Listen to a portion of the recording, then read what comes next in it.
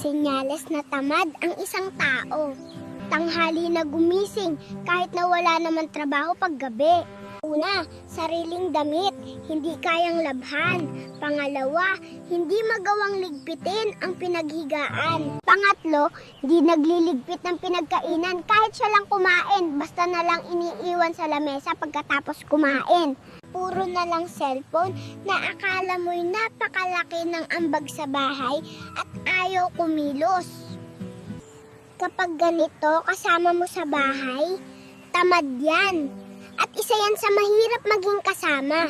Hindi ka niya ahayaang yurakan ng kahit sino, kahit sarili niyang dugo.